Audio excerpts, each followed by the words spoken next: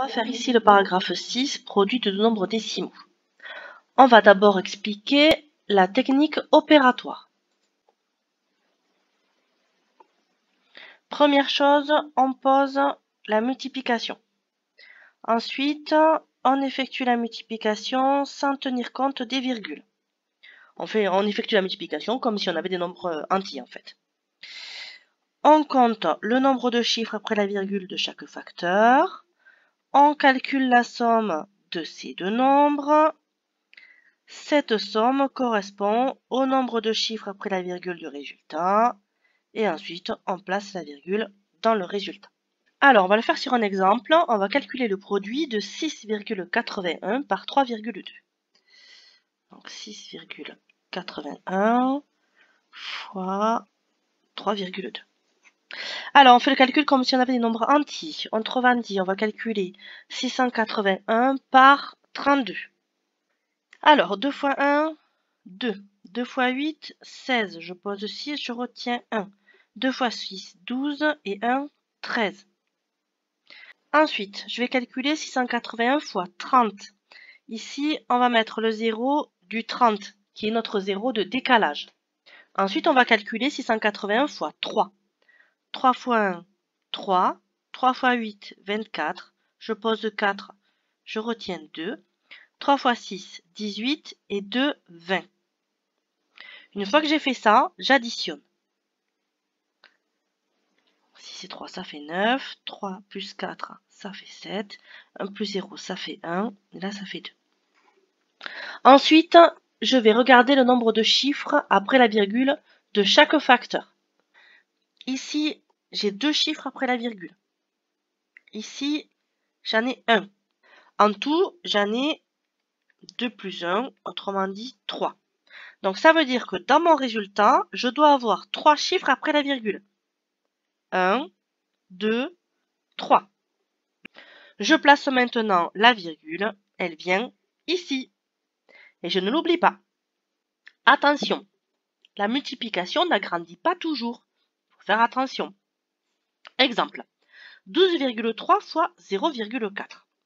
Alors, quand on fait la multiplication, quand on effectue cette multiplication, on fait le calcul comme si on avait des nombres entiers.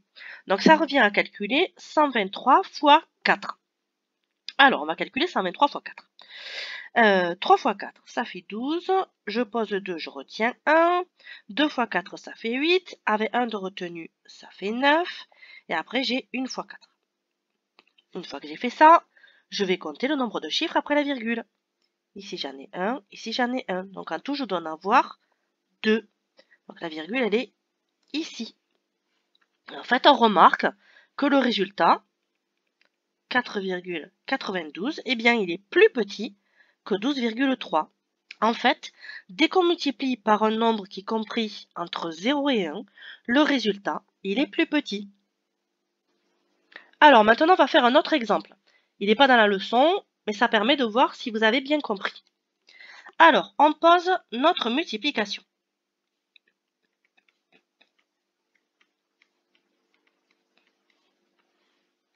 Je fais le calcul comme si j'avais des nombres entiers.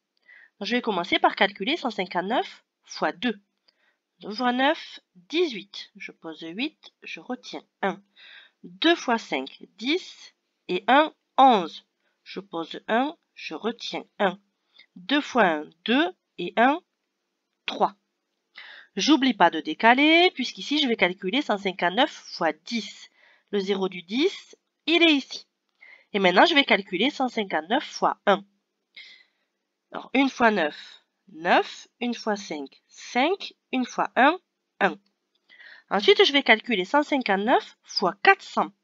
Les deux zéros de 400, je les mets ici. Et maintenant, il ne me reste plus qu'à calculer 159 fois 4.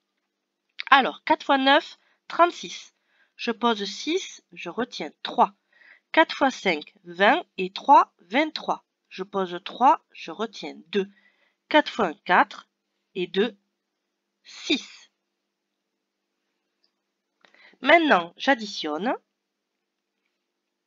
Ici, 1 plus 9 plus 0, ça fait 10. Donc, je pose 0, je retiens 1. 1 plus 3 plus 5 plus 6, ça fait 15. Donc, je pose 5, je retiens 1. 1 plus 1 plus 3, ça fait 5. Et le 6, il est tout seul. Une fois que j'ai fait ça, je dois placer la virgule au bon endroit. Ici, j'ai 1, 2, 3, 4 chiffres après la virgule. Donc, dans mon résultat, je dois en avoir 4 aussi. Donc, ça veut dire que la virgule, elle vient ici. Et voilà pour mon exemple.